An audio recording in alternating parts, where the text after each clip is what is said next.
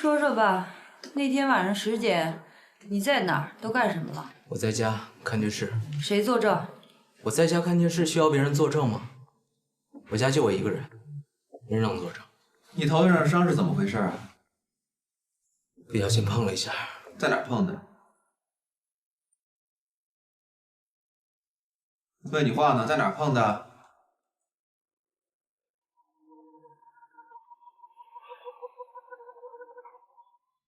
能让我们看看吗？你们什么意思啊？你激动什么？我们问问怎么了？我哪儿激动了？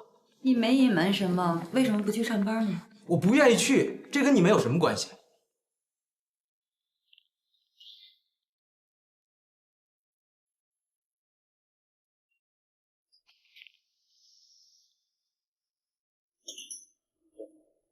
你可太神了呀！我和师傅去查了，他们小区的保安说没见过他有这辆车。后来按照你说的，我们又去了他小区的物业，在原始登记上查找了。刚刚入住的时候，在登记簿上有这辆车。后来我们又去找了一个资深的保安队长，说这辆车2年前已经卖了。那李晨他父亲还有那辆摩托车查得怎么样了？暂时还没线索。说他父亲是个干个体的，进山去了，手机打不通。李成那天的行踪正在查。行，抓紧时间啊。好嘞。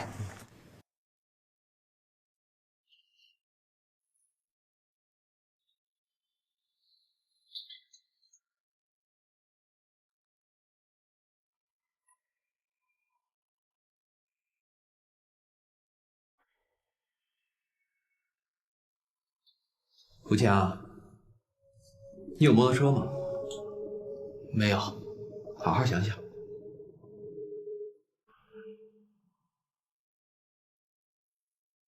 哦，原来有一辆让我给卖了。卖了？为什么卖？卖给谁了？多少钱卖的？卖给一个叫王同斌的人。卖了多少钱，我还真给忘了，反正我没赔。那你能告诉我们这王同斌他住在哪儿吗？我就是通过一中介认识他的。王同斌这3个字是哪3个？我说了，我就是通过一个中介认识他的，我不知道。你那天晚上是在家看电视吗？就在家。你头上的伤怎么处理的呀？我自己简单包扎了一下。老爷，李成那边有什么线索了吗？还是没什么线索。不过我们了解呢，这李晨啊，他老骑着那辆车出去兜风去。我们对吴强也进行了询问，吴强确实有一辆车，但是他半年前就给卖了，卖给了一个叫王同斌的。王同斌我们调查过，他半年前就移民了，但是现在还有一点不确定的就是，王同斌是本市的，还是外市的？哎，琪姐，把资料给我，我去查。你怎么查呀？那你就不知道了吧？在这个地球上，只要有人的地儿，就有咱家朋友。咱家朋友遍天下呀。哎，你们说吴强会不会没说实话呀？我问他前天晚上干什么了，他不会说，一直回避着。现在看来啊，这李成跟这个吴强这2条线索咱们都不能放，得2头一起抓。老爷，我有个想法啊，我总觉得他这个车他肯定跑不远。你看这样行不行？咱们还得深入下去，到什么街道啊、各个居民小区里面啊，去再仔细查一查。那这样吧，我和庞佳把咱们市这个大大小小的摩托车修理铺全都查个遍，院里院外的，把这是摩托车就查一下。那我和米粒儿再去一趟科技公司，问一下那个程总，到底吴强那天干什么了？对了，赵科，那个陈总每回看到我跟琪姐都没有好脸色，我觉得让我跟庞家一起去会比较好一点。为什么呀？同性相斥，异性相吸嘛。赵哥，还是我和琪姐一块去呢。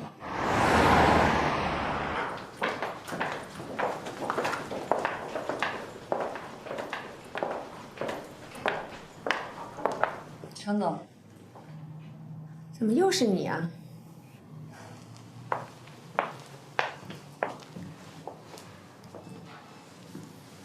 哟，您就是我久闻大名的程总吧？我这还说实话，您别介意啊。您知道我这一次见您是什么感觉吗？那就是百闻不如一见呀。您是？哦，对，那个我是庞家，是交通队事故科的。啊，庞警官哈。哎，你好，你好，请坐来。我去给您倒水。啊，谢谢。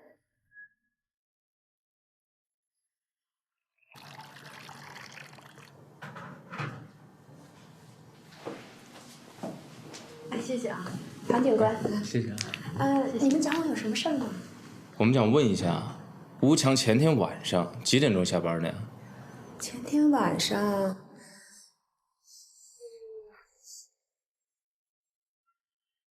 这我记不太清了，你们问问他吧。那程总，吴秘书的头上的伤是怎么回事？这个我也不清楚，你还是问他吧。那他现在上班戴假发，你应该知道怎么回事了吧？啊，这我知道，年轻人嘛，喜欢赶个新潮。你们到底找他有什么事儿啊？啊，程总是这样的啊，前天晚上10点钟左右，在广平路发生了一起交通死亡逃逸事故。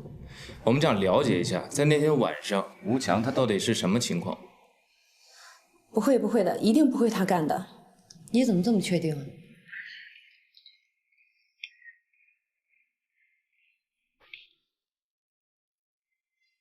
啊，那我手下的员工嘛，肯定我对他们比较了解，我知道不会是他干的。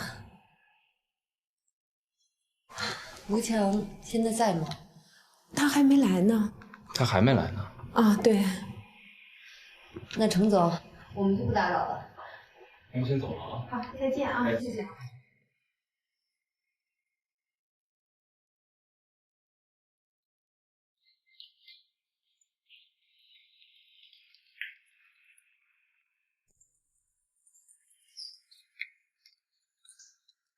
吴秘书，这么晚才来上班啊？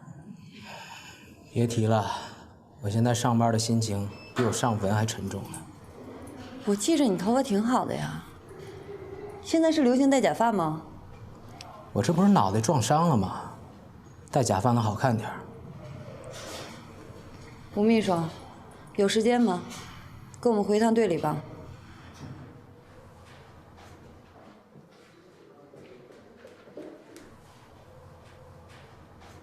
好吧。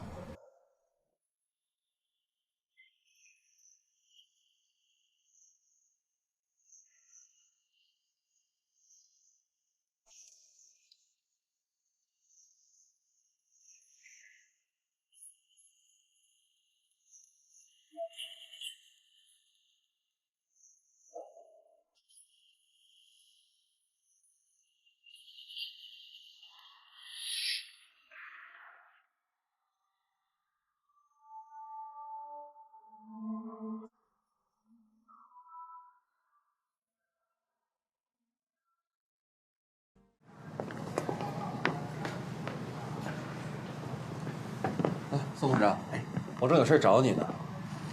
你说说啊，那姓秦的，他大小也是个律师吧？他怎么能打着田明的旗号来诬陷我爸爸呢？啊，还让什么王友美去告我？易阳，你受了很多委屈，我知道。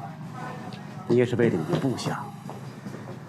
我们严格要求自己，也是为了提高我们人民公安的理智平和、文明规范的新形象。你先别着急，好吧？如果上级督察部门查无此证的话，我们会考虑出示有必要的维权措施。可现在他这是诬告啊！其实诬告他谈不上，他毕竟是律师，我看他的措辞还是留有余地的。我跟你说啊，就这姓秦的这个律师，比咱们案子里面那些肇事逃逸的人他们还可恨。这样吧，我们还是用事实说话。你这2天多下点功夫，尽量找到狄志强的执法记录。如果找到了，别人说什么，我们都是不战之胜。这比追究勤快的法律责任更能说服老百姓，更能让他们理解和支持。你说呢？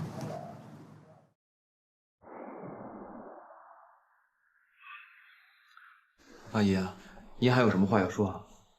赵一阳，我问你，林建宇这个案子和你爸有没有关系？我承认，我爸跟田明他爸是大学同学，可是毕了业以后他们就没有联系了。如果你不信的话，你可以去查。我律师都已经查了，田明他爸和你爸就是有关系，怪不得这事故责任认定是我们的呢。阿姨，这件事情我们已经立案了，我们领导已经找过我谈话了，很快就会有结果的。但是我告诉你，我父亲从来没有接过田明他父亲打的电话，这些年他们根本就没有联系。那秦桧也不可能拿出我父亲跟田明的父亲，以及我父亲跟田明本人相联系的证据。我说不过你，让我律师跟你说。不过啊，我跟你说啊，你要再不把这事故责任给改了，你这事故科长就保不住了，何苦呢？那是你们一厢情愿。不服是吧？好，你等着瞧，等着瞧。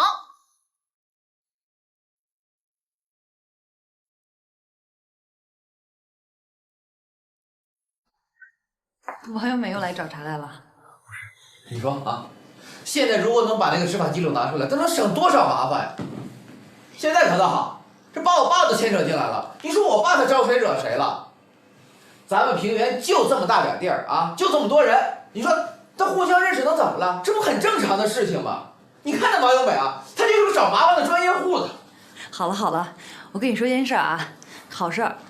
我有一位同学是一家国际知名的电子企业中国总代理，他们公司有一个项目啊，就是能恢复数据。走吧，我带你去呗。哟，这事儿你一直记着呢？当然了，他这是出国了，早我就给他打电话，他一回国，我们俩通电话联系好了。哎呀，齐晨啊，你说你总这么帮我，这我得欠你多少顿饭呢？这个饭还真的欠了不少了哈，不过欠着吧，你也跑不了。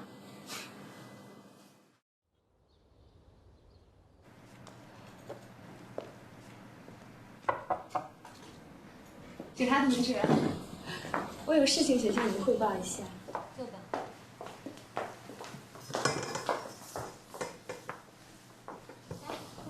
谢谢啊。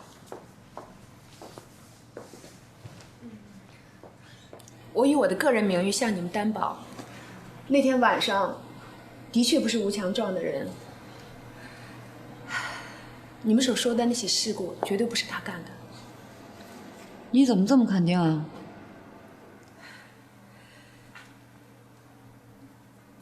这涉及到我的个人隐私，我希望你们能给我保密。这个你就放心吧，我们是有原则的。关于当事人个人隐私，我们都会保密。因为那天晚上，吴强和我在一起，我们在永华宾馆102房间，他一晚上都和我在一起，哪里都没有去，怎么可能会撞人呢？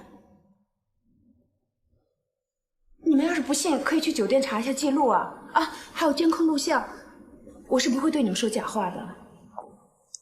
那你上午为什么不说呢？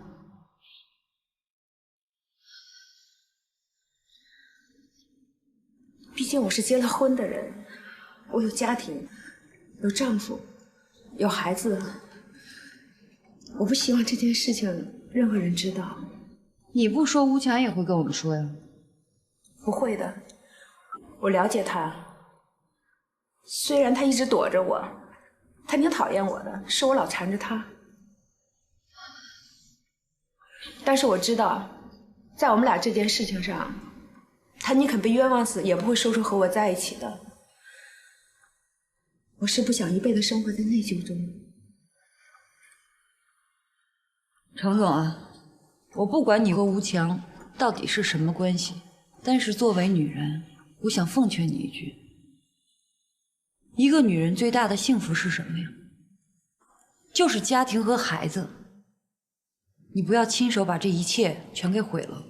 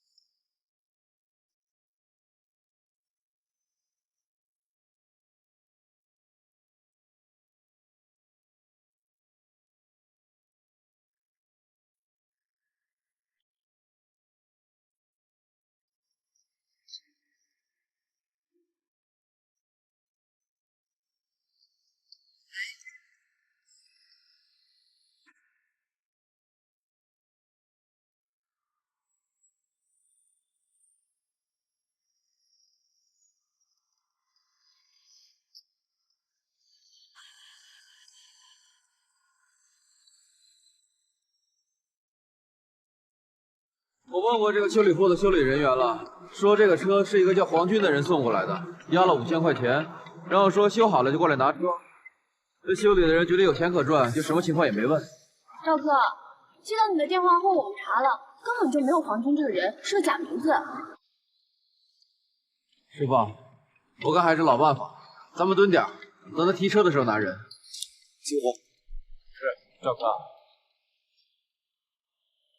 那康佳，你跟着师傅一起吧。我们先走了。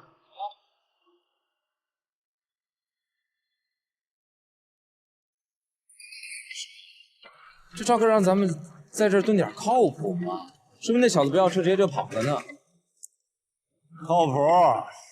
这盯人呢，就是个苦差事。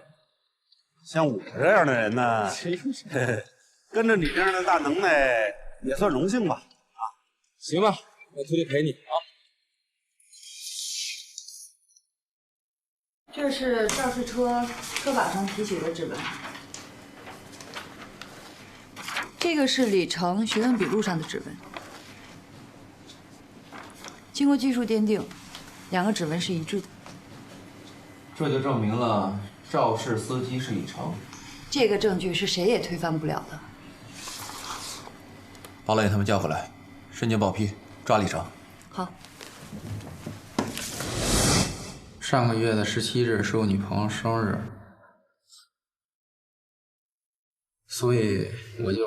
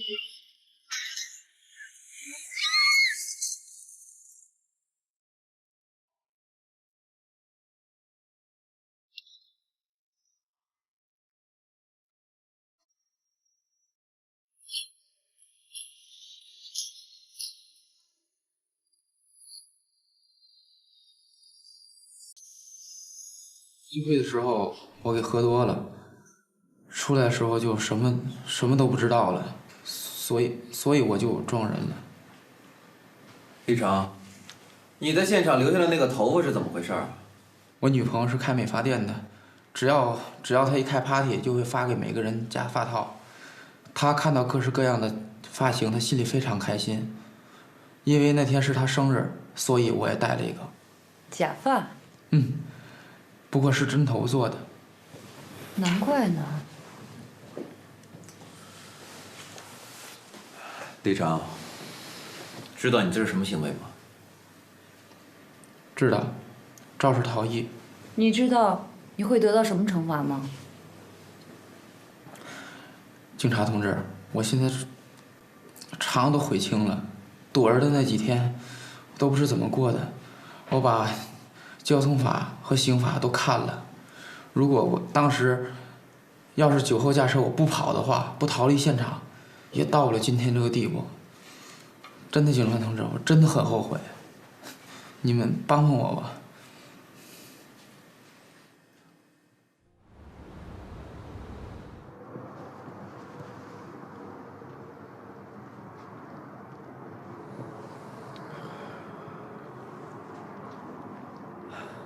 林小姐，你怎么来了？我这不是给你发短信，你也不回吗？我又不好意思直接给你打电话，怕影响你工作。不好意思啊，我最近的事儿特别多，可能有时候一忙起来，我就给忘了。没关系，我人来了，都这么晚了，我们去吃个饭吧。算了吧，改天吧。走吧，我人都来了，难不成让我这会儿再回去啊？我特别想吃蛋糕，咱们去咖啡厅怎么样？走吧，我都来了，走吧。行，但是呢，我也不能穿警服出去。你等我一下，我换身衣服去。好，那你快点。行。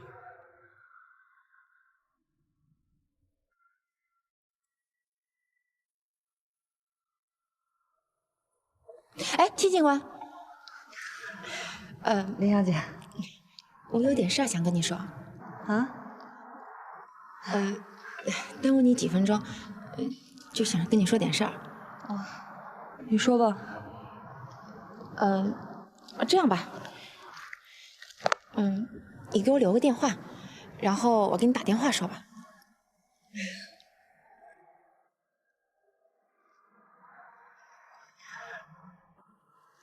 行，那我回头给你打电话。好，那您忙吧。不打扰了。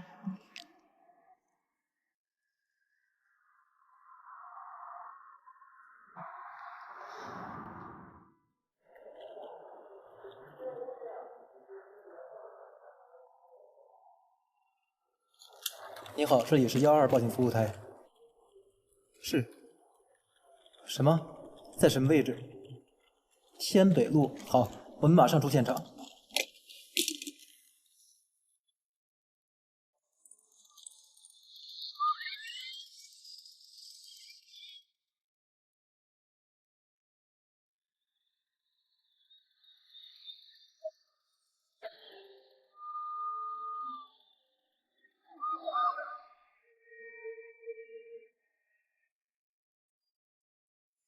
大家看啊，这个案子发生在天北路时代购物中心南侧600米处。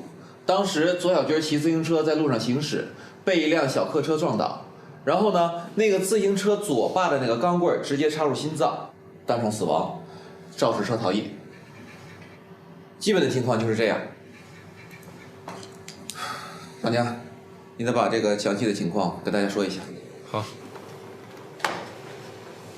来。大家看这张照片啊，这个车被撞倒了之后，它的前面这个车把这一块有被车辆剐蹭的痕迹，它车把冲上，上面沾着血迹和一些衣服的纤维。我们从现场对尸体的勘查情况上看来啊，估计他的死亡原因是因为自行车的左小把上面的小钢棍插入了胸口的大动脉，导致当场死亡。在现场勘查的时候啊，我们发现这个自行车上面附着了一些黑色的漆皮，应该是肇事车跟这个自行车相撞的时候，肇事车留在自行车上面的。而且现场有2条很深的刹车印记，从这个轮胎的宽度还有轮胎的花纹，应该可以确定是一辆2.4排量的小客车。而且在这2条刹车痕迹后面呢，还有一条刹车痕迹。我们经过勘查，这条痕迹应该跟这个事故没有关系，应该是在后车躲避前车的时候形成的。附近有监控吗？我看了一下，那个购物中心有，而且旁边那个银行那儿也有。还有其他线索？没有了。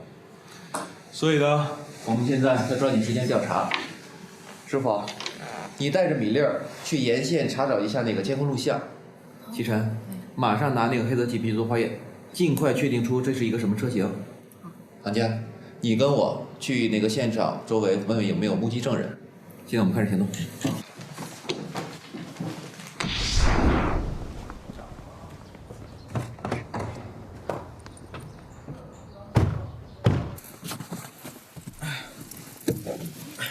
赵科，咱直接去商城吗？去那附近转转，找找有没有目击证人。好嘞。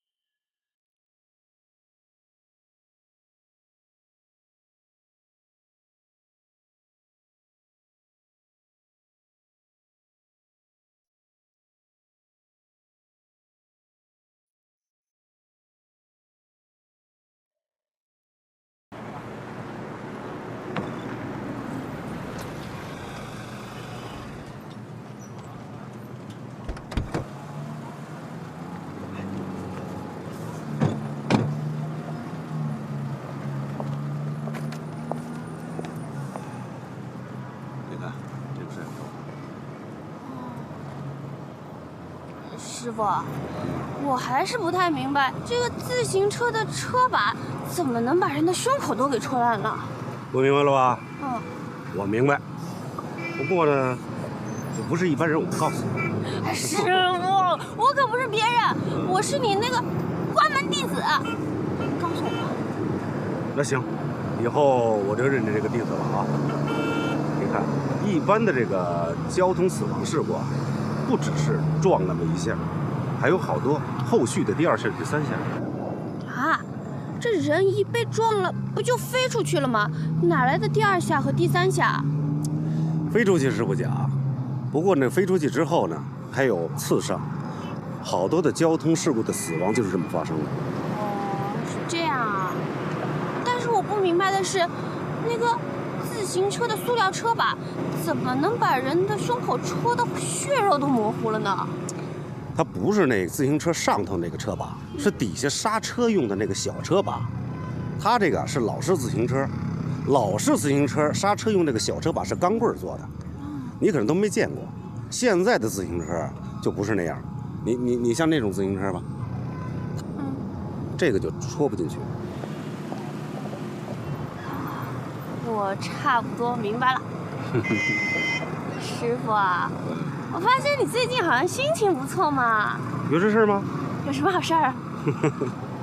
我看了啊，这个时代广场啊，对马路的摄像头就这一个。嗯。咱们到他那监控室看看。好。走。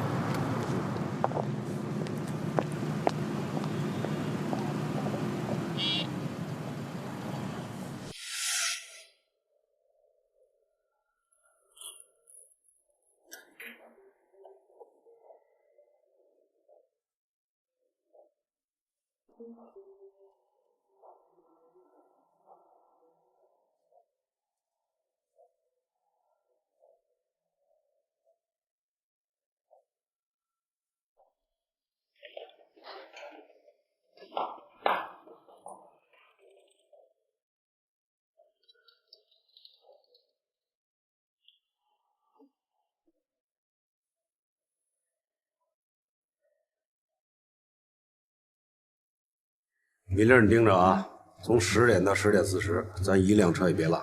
放心吧，师傅。师傅，你快看，过来一辆了，好像是一辆的士。回放一下，放大，再放大车牌，看看是几点？10点。这出租车呀，出现的这个时间和案发时间几乎一模一样。米粒儿，看看这个公司，查查。好。警察同志，我没违章啊，您这是？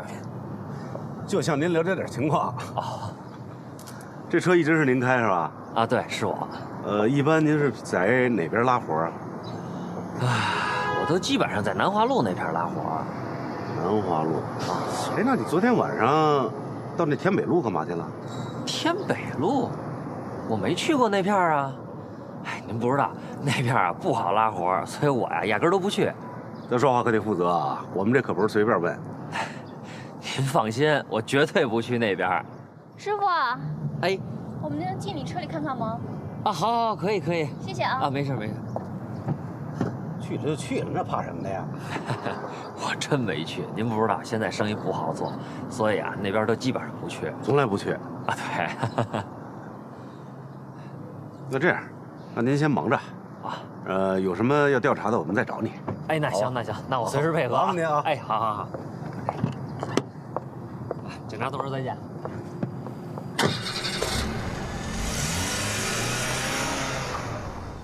师傅，我查过了，那辆车上没有任何的擦伤和划痕，而且车里的导航也显示他昨天晚上没有去过天北路。那咱们在那个商场那监控录像里看着那车牌就是这个吧？是这个，绝对没错。那基本上我明白了。什么？套牌车。套牌车。根据自行车前叉提取的汽车漆皮鉴定所得，和咱们资料库上存档的汽车油漆器谱相比，这种油漆符合3辆车，现代、奔驰、奥迪。这个范围太大，难度也太大了。那就这样，我在现场提取了汽车轮胎的花纹，你拿到资料库做一下比较，看看是什么车型。好。我每天痛苦的连日子都快过不下去了。你宁愿看着我疯掉，也不愿意把事情告诉我，是吧？啊？徐斌是个外人，我是您亲儿子，你为什么总……哎，你这转什么呢？这明天就开庭了嘛，我转风水啊。封建迷信。你懂什么呀？哦，我知道了，妈。我挂了啊。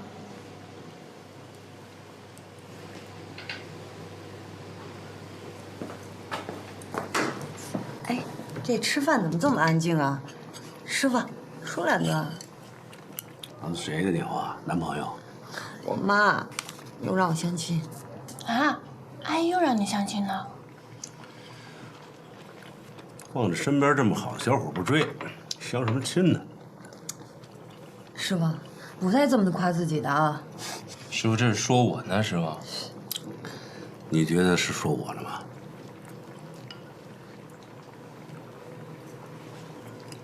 哎，言归正传啊，我今天请大家吃饭呢，是因为觉得最近事故科气氛好怪啊。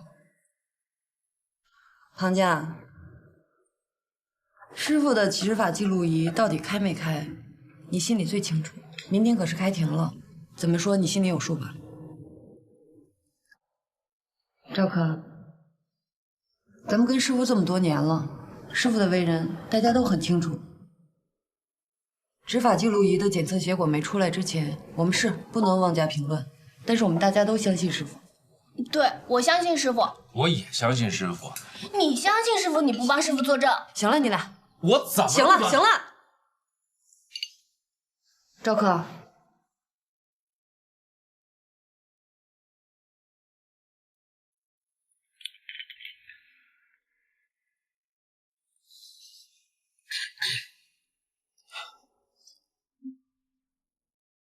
师傅，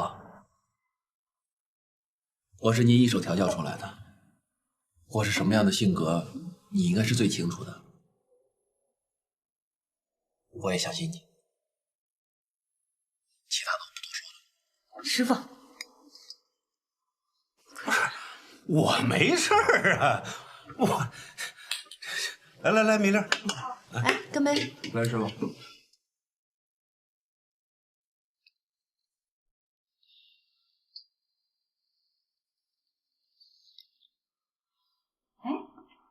闺女呢？从回来就进屋就没出来，估计心情不好吧？心情不好。哎，闺女，哎，怎么了？妈，我有点头疼，我先睡觉了啊。这7点就睡啊？哎，怎么了？哎呀，你别管我了。你别管他，你也睡去吧，啊！哎呀，我不睡，这才几点？我还转风水呢。别管他，别管他啊！哎，你那什么？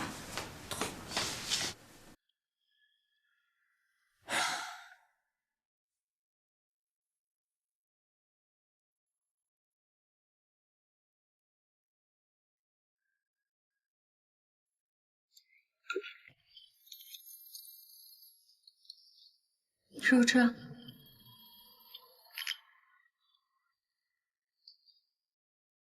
喂，林小姐。啊，不好意思啊，这么晚打扰你。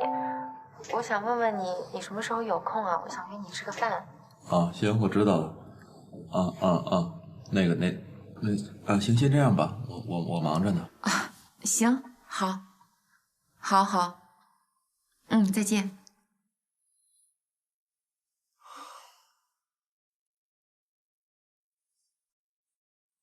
又是那个林小姐。哎，有些人一旦错过就不再。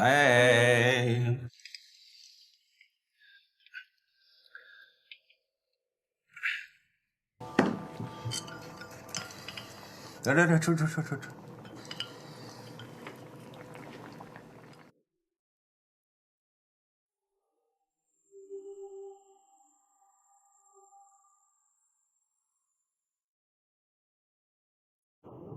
小齐，你把恢复好的视频资料给放一下。能恢复的我们都恢复了，一共恢复了57001个文件碎片，其中有127个视频资料。这127个视频资料我们已经给恢复了，现在在 U 盘里。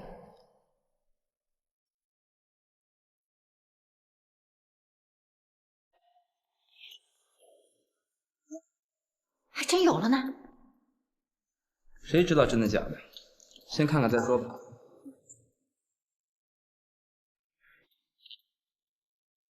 我交通支队尹志强事务科的啊，这起事故我来调查。我跟你说，警察同志，我们车开好好的，看这车蹭撞我们屁股的。一会儿再说好吧？这车是谁开的？就这边！哎，你给我下来你！哎，儿子，快！你过来，过来！别怕，过来，儿子，过来，来。你怎么开的车呀？吓着我们孩子。你开的车啊？是我。警察同志，他撞我们，他这车蹭撞我们屁股后头去了。你看，就在那儿。你可别瞎胡说啊！你看，别瞎胡说啊你！我是我的车，我当时是直行，我也是直行啊！你看你把我们撞。听我说话，你们俩是乘客对吧？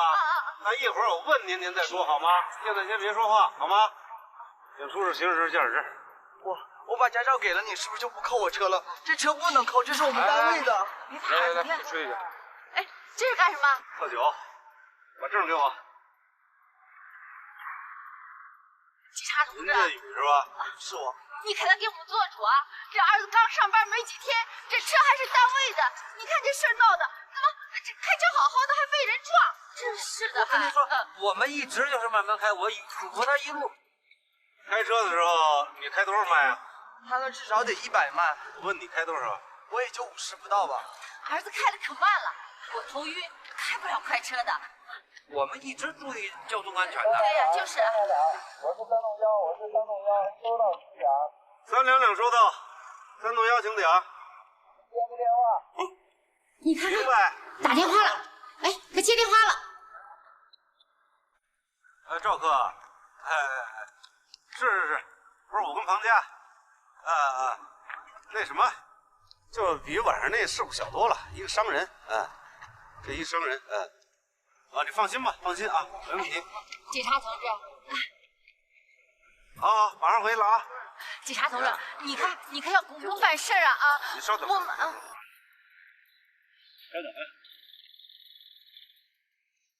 哎，哥们儿，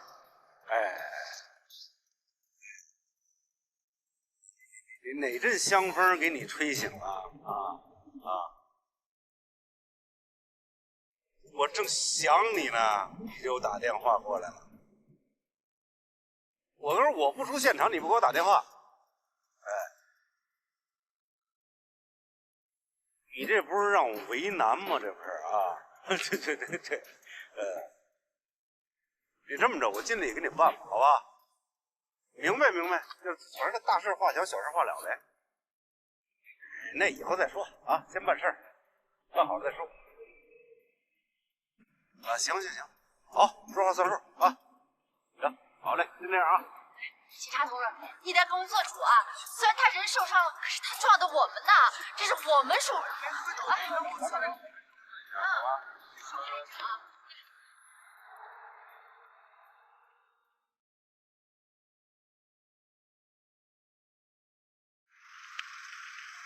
请你出示行驶证、驾驶证。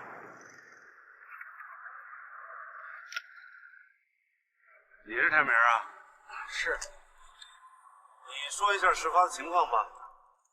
当时吧，我是呢由南向北直行，带我媳妇去走亲戚，那家伙倒好，就从对面就直冲过来，你看把我车给撞的，你看。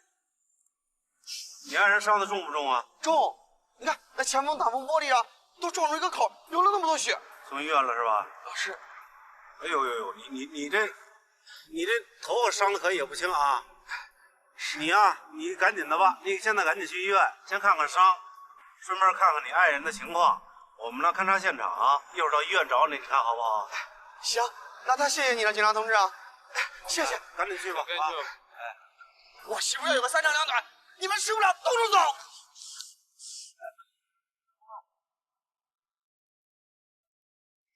要是从这儿往哪儿走啊？我直行啊。你直行在路口停车瞭望了没有？没有红绿灯，我就一直往前开。看见吗？刚才是接个电话吧？事实已经很清楚了，这不是走后门，是什么？关于老尹在现场接的那个电话，我们已经找到了通话的对方，姓名、电话号码我们都已经提供给你了。他跟田明有关系吗？关于尹志强这个电话的问题，尹志强本人、赵一阳科长，还有我们交通队，都给你们提供了正式的答复意见。而且你们提出的现场图有问题，我相信通过这个视频可以提供佐证。是，我们的现场图确实是有一点问题，但是这绝对不是根本性的问题。这样的问题绝对不会影响责任的结果。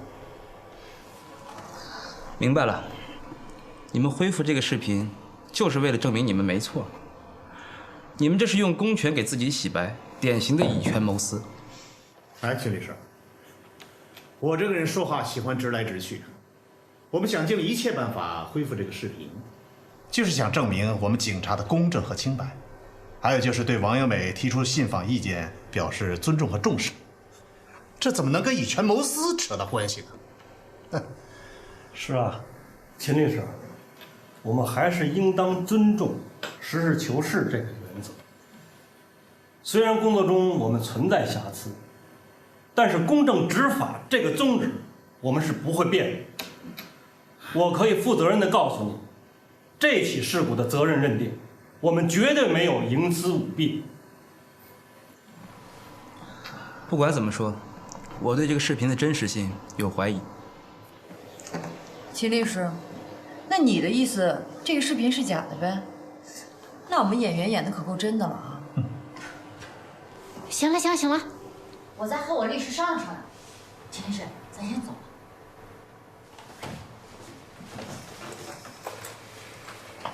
好，你们好走啊。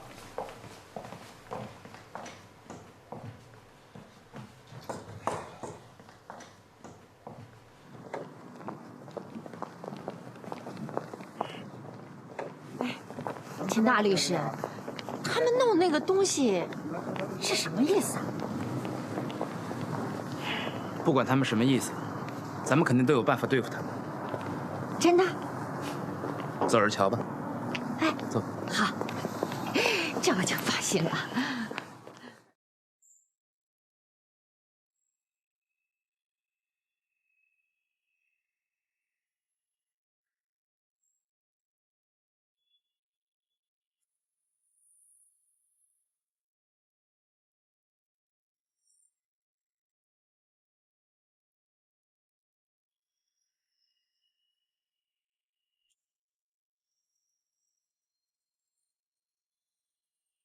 被告律师来了吗？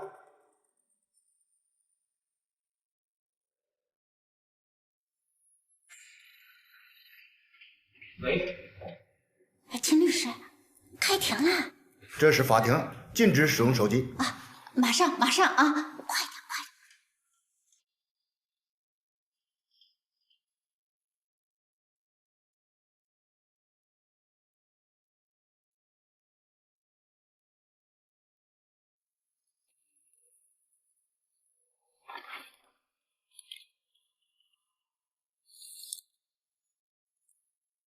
请被告律师发言。我本来没有什么可说的，不过我还是要说，因为不说，中国的法律就不能得到维护。林建宇的这个案子，充分的证明了我国司法系统的不健全。请你说主要内容。大家都知道，平原市公安局交通支队拒不更改错误的事故责任认定，他们为了证明自己没错，竟然伙同一家数据公司恢复并且修改执法记录仪里的内容，用被编辑过的视频作为证据，证明尹志强没有徇私舞弊。我反对。公诉人请讲。我反对被告人律师毫无根据地指责这次执法记录的恢复过程。平原市公安局交警支队已经将相关的资料送到了我们这里，数据恢复的过程以及恢复后得到的结果都得到了被告人律师亲手签名和认可，所以，我要求法庭让证人王优美出庭作证。可以。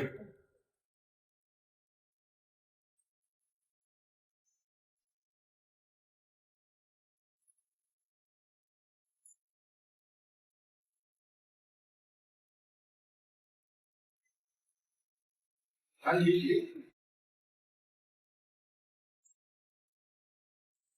经本庭核议，判决如下：被告人林建云犯有交通肇事罪，判处有期徒刑1年。停。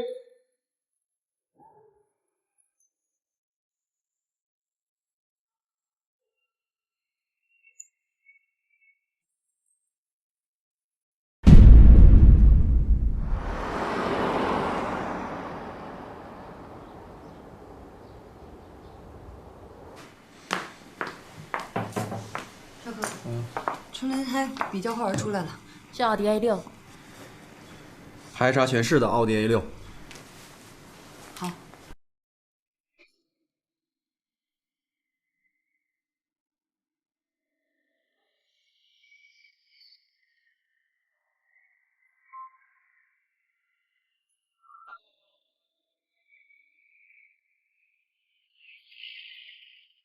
喂，赵科，告诉你个好消息。我没工夫跟你闲扯，我正准备去查车呢。我要说的就是正事儿。我刚接到个举报电话，就是关于昨晚千北路那起事故的。都说什么了？举报的有单位，有车号。行，知道了，晚上回去。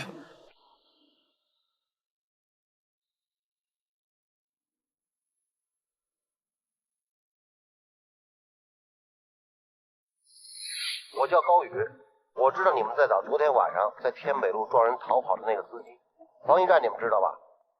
他叫邱长进，开黑色奥迪。这个是公用电话打的，胖家查一下具体位置。好。西晨，去查一下这个邱长进的个人资料。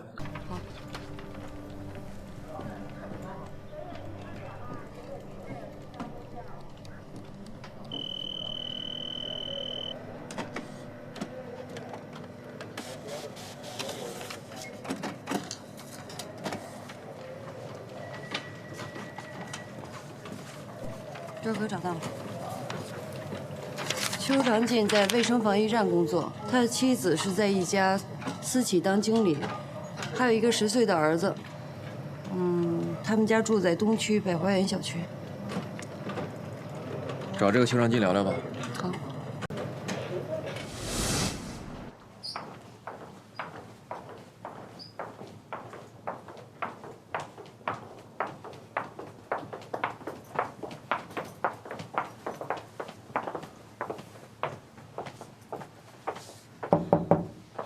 请进。哟，是警察同志，你们这是？我们是市交通队事务科的，我叫赵一阳，这是我的同事齐晨。哦，哎，二位进来，有什么事吗？需要帮助的，您尽管说。我们今天来呢，是想跟你核实一下情况。昨天晚上您去哪儿了？昨天晚上我下了班以后直接回家了，哪儿也没去。您回家经过天北路吗？没有，我直接回家了。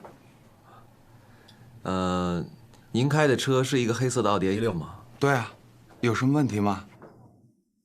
我们想看看。哎，可以，就在楼下停着呢，咱们一块看看。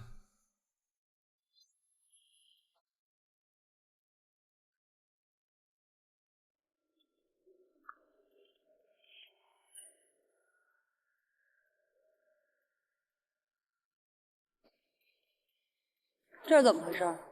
哦，这是我上次自己不小心剐了一下。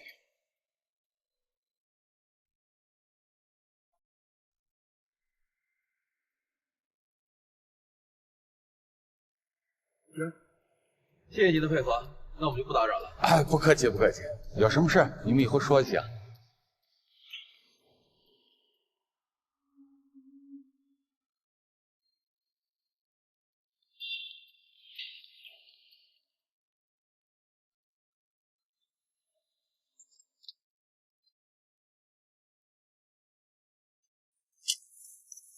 回去让米勒通知他，让他来队里接受检查，顺便把他那个轮胎花纹给取了。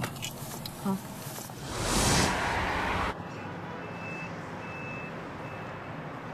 赵科，举报电话就是从这儿打出去的。这直接点名道姓的举报，说明这个人对邱长金非常了解。我去找过他，但是昨天晚上下班就回家了，根本就没来过这儿。他那个车我们也看了，是有点划痕，可是到现在还不能确定。那肯定是举报人亲眼看见他了，所以才举报他的呀。有这么巧的事吗？认识邱长进，然后又看到了肇事经过，然后再举报他，为什么呀？我知道了。知道什么了？我知道，从今天早上到现在，我就吃了一餐饭，我饿了。是啊，是该吃点东西了。走走走，我请客，走。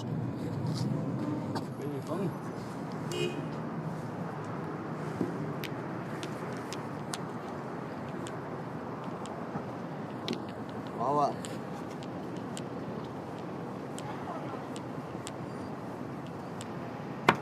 糊了。不是，什么情况啊？不会真想把咱们给饿死吧？这上面不是写的很清楚吗？什么环卫清理，下个礼拜才开门呢。走吧，换一家。哎呦！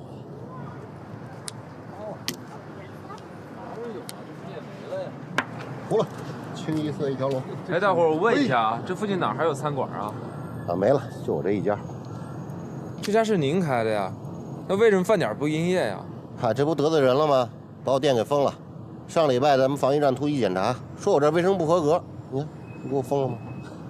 这家店是您的呀？对呀。您贵姓啊，老板？啊，我姓高，高宇。您叫高宇？那我想我们应该认识。我们认识吗？我要认识的话，我这店能给封了。邱长进是您举报的吧？是啊。怎么？你知道？我们就是奔你来的。走，跟我们走一趟吧。哎，我干什么了？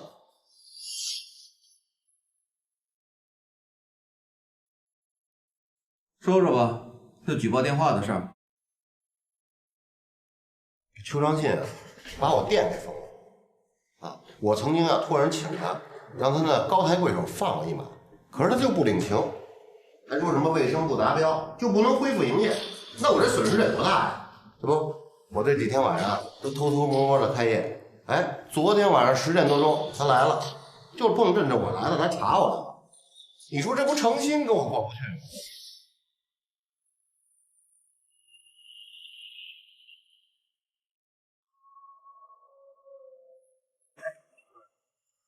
我说你怎么回事啊？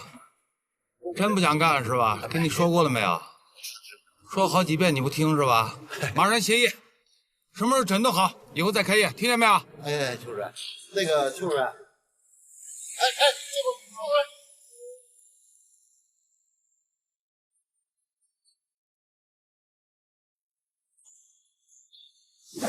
所以你就举报了邱长进？哇，我那天呀是看见您呀查那个肇事车的事儿啊，还贴了那个通告，所以啊回去我那么一琢磨，这个邱长进时间、路线和车都相符，肯定就是他。哎，我这也是配合咱们公安机关工作啊，我没有任何的打击报复这种想法啊，您可千万别误会。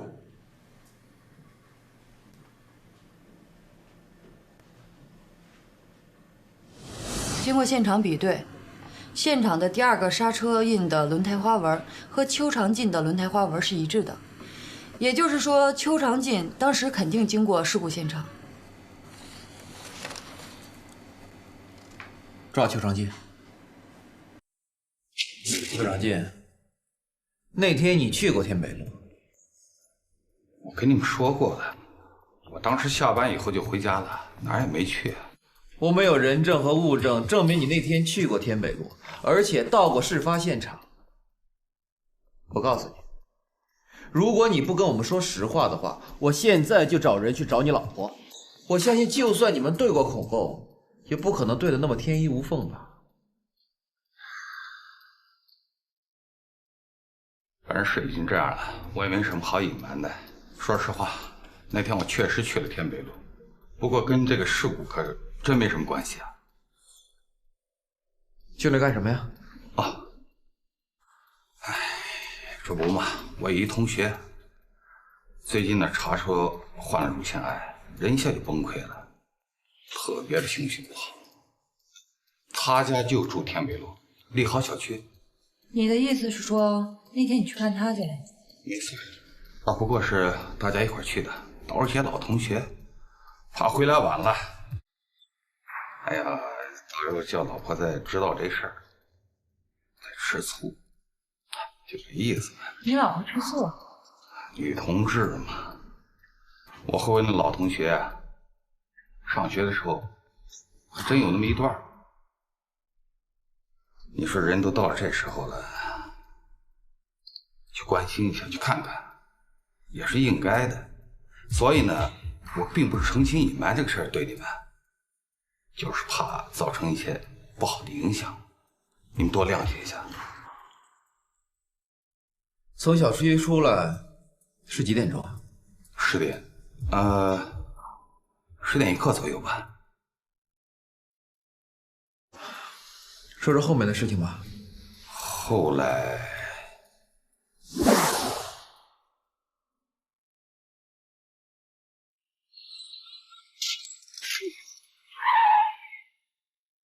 不想活了！你怎么开车的？你会不会开车？我怎么开车了？你说我不是故意的。什么不是故意？这么近就能撞上啊？你能不能行？怎么的，姐？别过来啊！你这，你说被撞的那个人，他从地上爬起来了？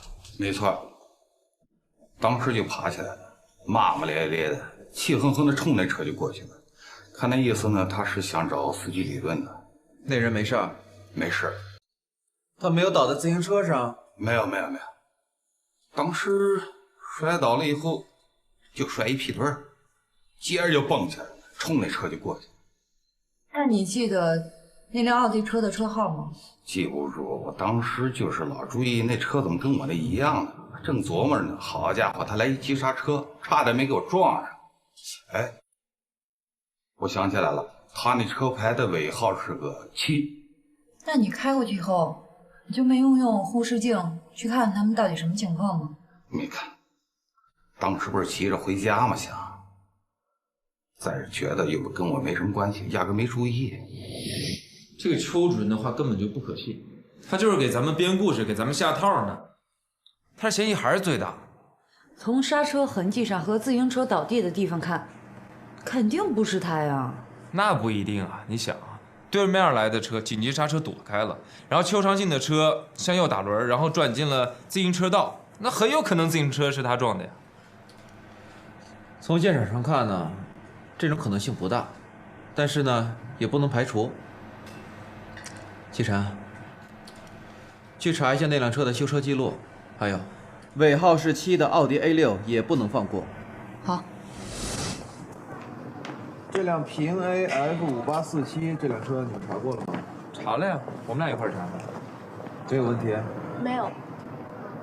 韩佳，给这个车主打电话，让他再回来一趟，我要亲自盘一。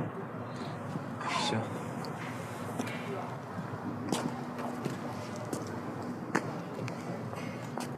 喂，您好，我们这是交通支队，麻烦您再回来一趟。哎，好嘞，赵哥，我去4S 店查过了，他是半个月前进的4S 店，车的保险杠有划痕，叶子板上也做过钣金，车上的物质和自行车上前叉的物质是不一致的，可以排除邱长进了。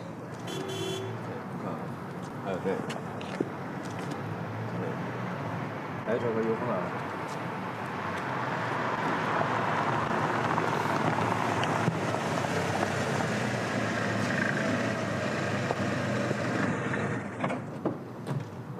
哎，您好。您好，我们要再看看你这个车。啊，您看吧。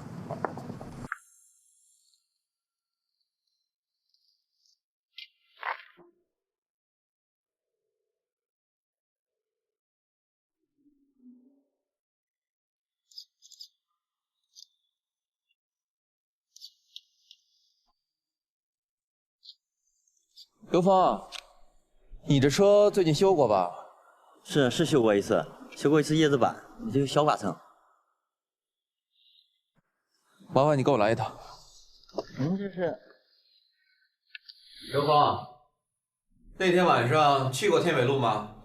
那天晚上去了。有没有看到一起交通事故啊？没有。你到天北路干嘛去了？我前妻和孩子住那边，我跟我女儿送抚养费去了。后来呢？后来快到的时候，我发现忘了给女儿买玩具了，我就周边转了转，也没碰到什么合适的，我就回家了。刘峰，你住哪儿啊？利豪小区。哟，一个城南，一个城北，够远的啊。是啊。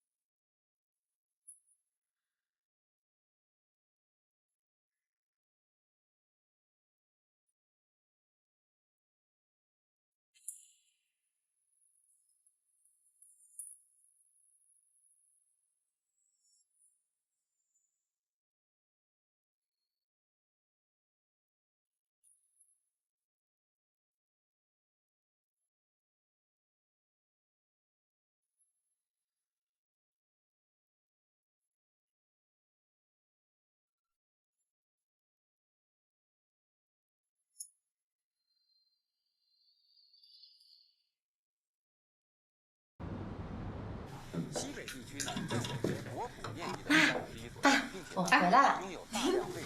怎么这么晚？干啥去了？我呢，跟一个朋友吃饭去了。哟，以后吃饭带回家里，人多热闹啊！就是，我多给你们炒几个菜，热闹啊。人家能够带回家的时候，就自然带回家了。哎，真的这样啊？你们磕吧，我走了。有男朋友了？什么时候？那谁知道？现在这小年轻人，一会儿闪婚，一会儿闪离的。啊？闪婚？就那个嚓嚓闪的呀？哎呀，看你电视吧，叉叉了。刘峰，那天晚上10点35分，你的车有没有撞上一辆自行车啊？没有。刘峰，我们有充分的证据证明，那天晚上10点35分，你在天北路撞倒一个自行车后逃逸，证据也已经摆在你面前了，承不承认，就是一个态度问题。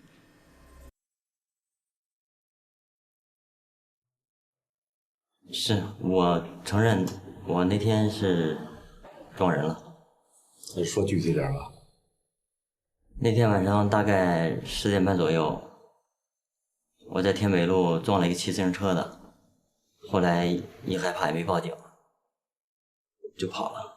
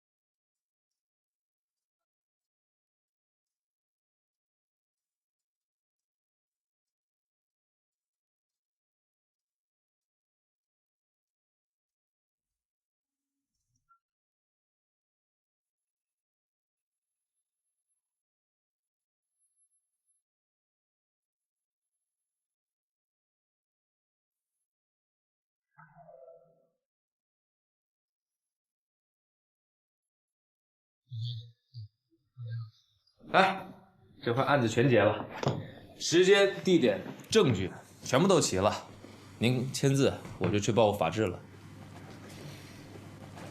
哎，赵可，这回尤峰在证据面前，马上就老实了呀，说的比问的都快。哎，我总觉得呀，这案子审的特别顺，黄家，你也觉得这个案子太顺了是吧？这顺不好吗？咱们老科长在的时候总说，如果一个案子特别顺利，那就证明这个案子有问题。哎呀，有什么问题啊？黄家，咱们还是再去查一下那套牌的出租车吧。尤峰他自己都承认了，还有什么可查的呀？就是因为那哥们承认的太痛快了，我反而觉得有问题。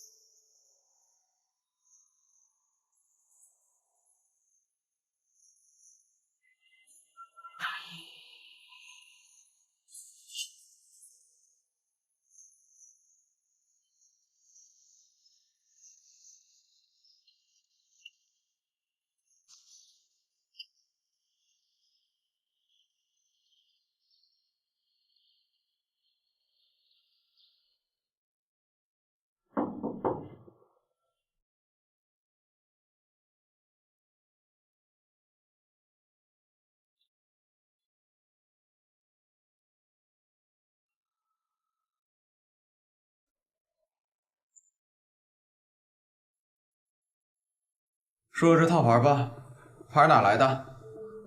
我花钱在外边做的。知道这是违法吗？知道，我就是想多挣点钱。这车一直是你开吗？嗯。在哪儿拉活？就在天北路那片儿，都好几年了。为什么只在天北路呢？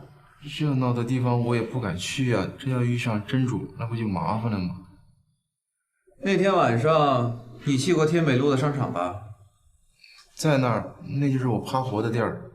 几点离开的？我是10点半离开的，因为购物中心那边的工作人员都是10点半准时下班。离开了以后，从哪个方向走了？我想想，我应该是往南边走的。往南走？对。看见一起交通事故吗？哦，看到了，是我往南边开车没多远，就看见有2个人在打架，一个高的，一个矮的，然后他们还扭在了一起。后来呢？当时我故意放慢速度，想看看热闹，结果我车上的乘客催我，我就走了。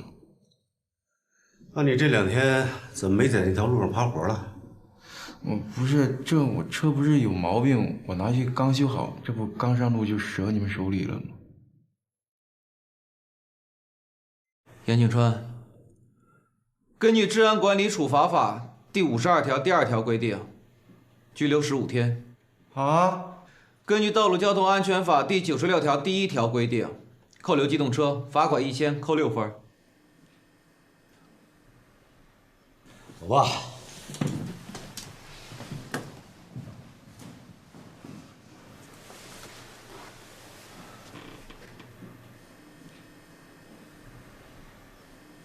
岐山，重新验尸，重新整理线索。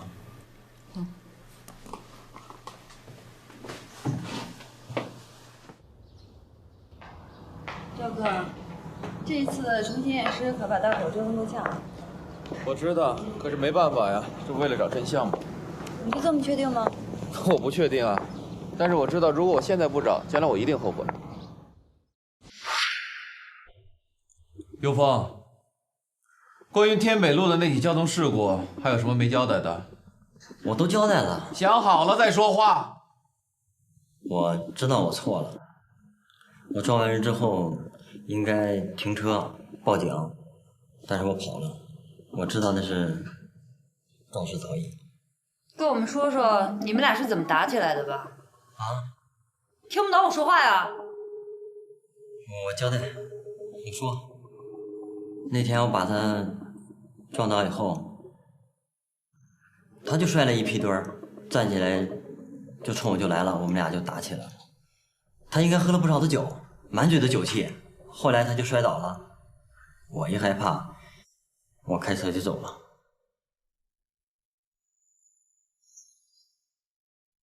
这左小军是怎么死的？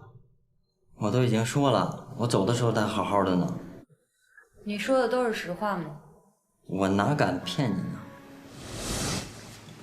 根据法医解剖发现，左小军是被利器刺死的。也就是说，致命伤不是自行车吧？对，尤峰车上有一把刀，跟死者伤口是吻合的，所以那把刀就是凶器。那也就是说，自行车把确实是戳到了左小军的胸，差几厘米伤到心脏，真正的致命伤是尤峰的那一刀。尤峰，我再你问一遍，左小军到底是怎么死的？我都已经交代了，他真是自己摔倒的。摔倒的？这左小军的尸检报告就在这儿。那摔伤和刀伤我们分不清啊？我交代我说。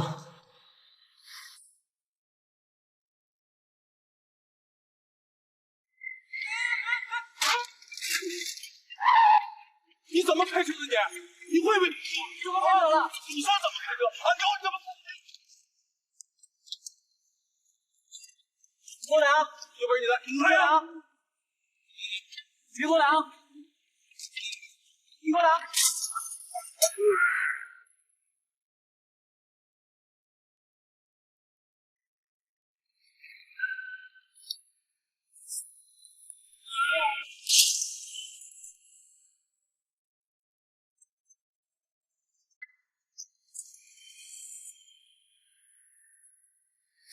你为什么车里还带着刀具呢？那是我的一个纪念品，一把蜂鸟的卫星刀，因为喜欢，特别好玩，我就随手把它放车里面了。警官，我真的不是要杀他，我后悔呀，后悔。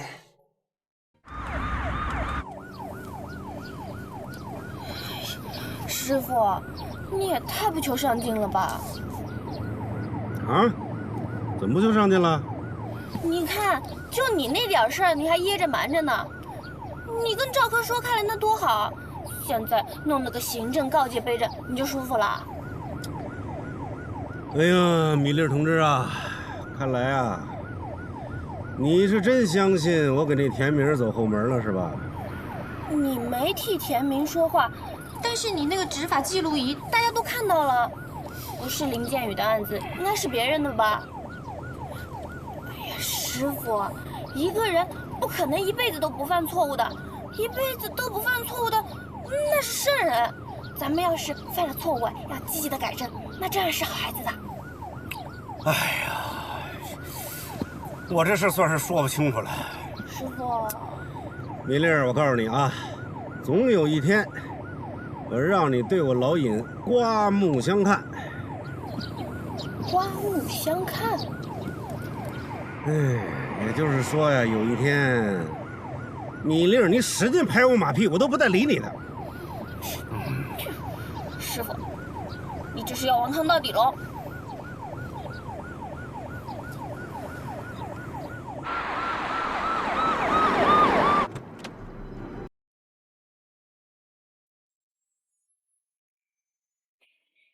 他妈瞎是不是？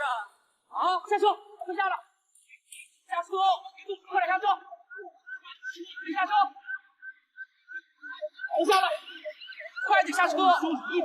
能不能下车？能不能下车？快点别写完！别动手啊！告诉你，别动！听不听见？快下来！干什么？快下来！不许大家！别上来！坐着！干什么呢？回事？哎，干嘛呀？我们修理修理的。修理谁呀？请出示你们的身份证和驾驶证。你要干什么呀？你要干嘛呀？是不是想找别扭啊？你不就一交警吗？就是。是警察，对你们的违法行为就得管。哎呦我！刚才我看见你啊，你们在围攻他人，涉嫌违反治安管理处罚法。干嘛呀？你是一个交警，你又不是派出所的，又不是巡警。发现你这人是不是吃饱撑的呀？多了吧？撑不撑的不知道，反正我现在正在执行公务，请你配合，好吧？这保时捷是你的？对啊，他撞的我是吧？怎么呢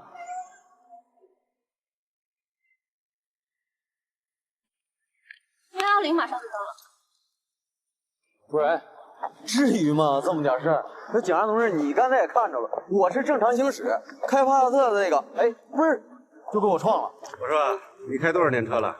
你看啊，你是在并线，这辆车是正常在这条道上行驶，这是你负全责的啊。我全责？来，这司机你下来。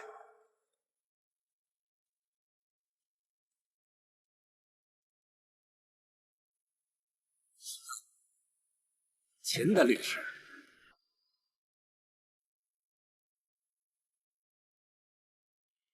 你不会想趁机打击报复？打击报复什么呀？执法记录仪可开着呢啊！那这么说，这起事故我没责任？现场很明显，这也没什么复杂的啊。我现在就可以给你下定论。你是受害者，他是肇事者，我给你作证，而且他们威胁你，我也可以给你作证。我还以为落在你们手上，那肯定得被你们整死。看来这执法记录仪就是好，有些人想报复。请你说话注意一点啊！现在是说这起交通事故。师傅，咱别理他。生气了？没事，骂我，骂我呀！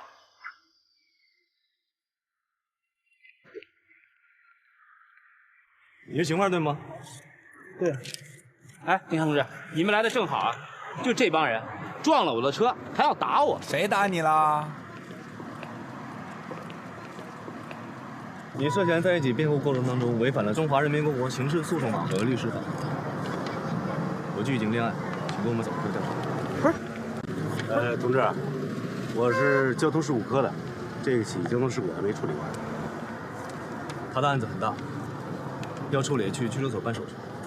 看你多少？不是，哎，不是，你们搞错了吧？哎，不是，那我这事故怎么办呀？师傅，咱们怎么办啊？